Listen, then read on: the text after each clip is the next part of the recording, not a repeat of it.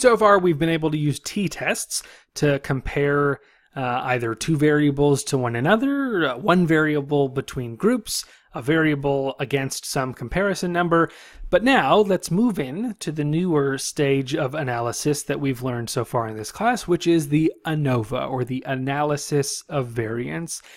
Using a one-way ANOVA will let us compare the average of a variable for more than two different independent groups. So if I wanted to know whether people's first quiz scores differed by their year in school when they took this class, I could use a one-way ANOVA to compare the 4 different years in school that these students could have been in terms of their first quiz score. So if I want to do this, I would go up now to a new tab that we have not yet discovered, which is the Anova tab in JAMOVI. Click on that. You'll see there are a handful of different options available.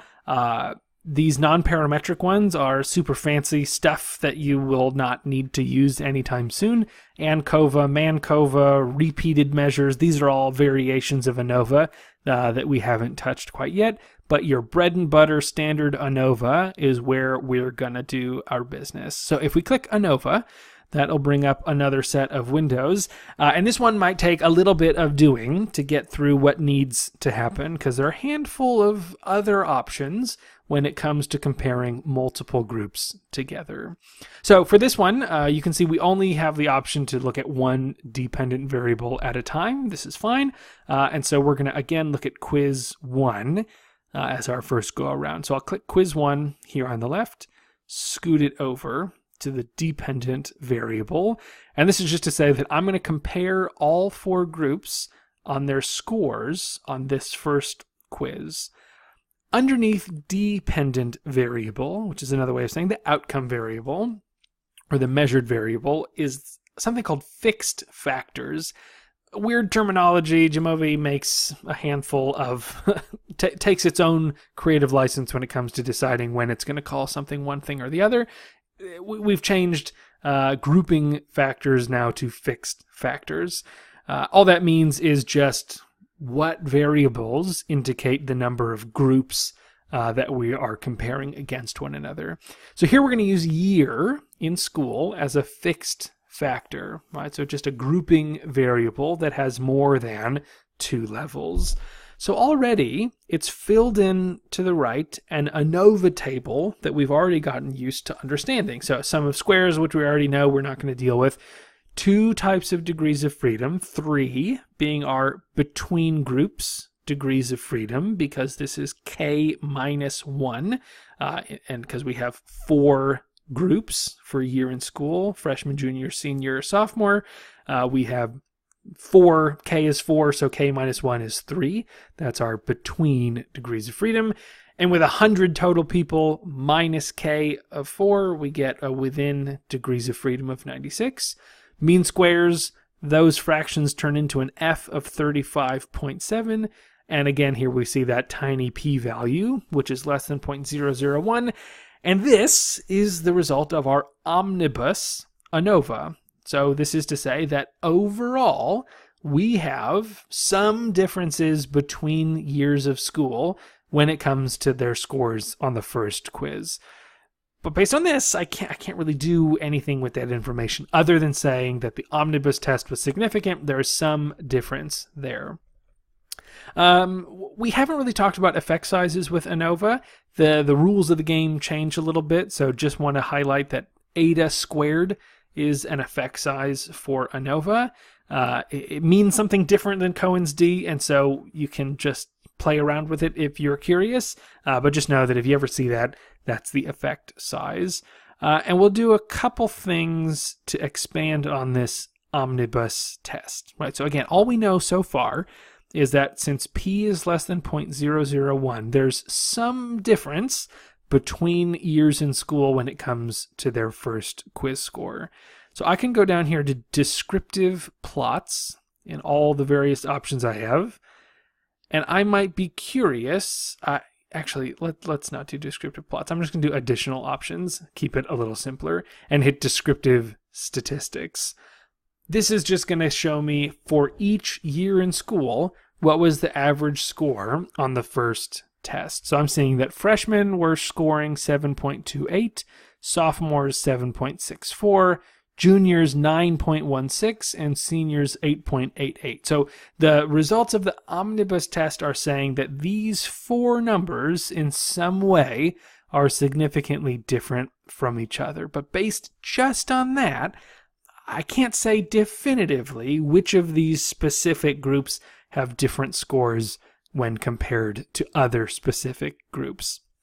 But since we have a significant omnibus test, we are allowed to use a particular kind of way of making these specific comparisons, which is a post hoc test. When your omnibus F is significant, we use a post hoc test to compare specific groups against one another.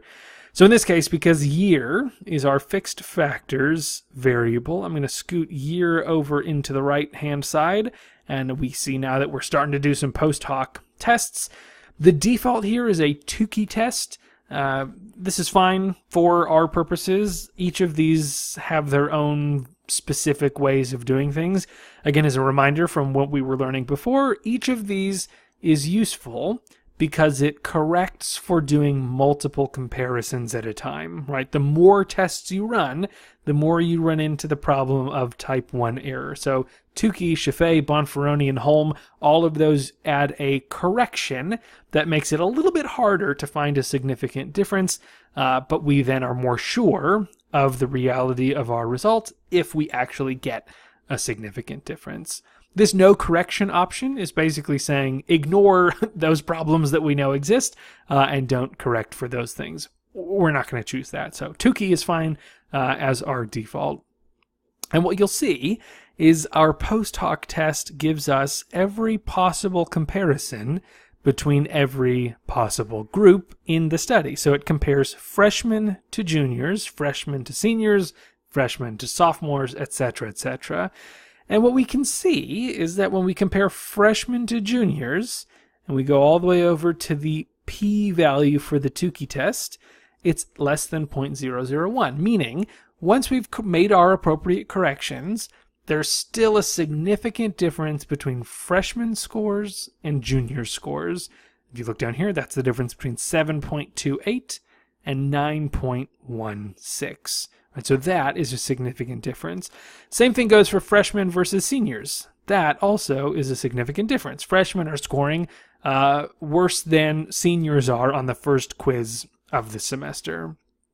But freshmen and sophomore students were not doing any differently than one another because P was 0.35, which is above 0.05, and so we say that that's not a significant difference.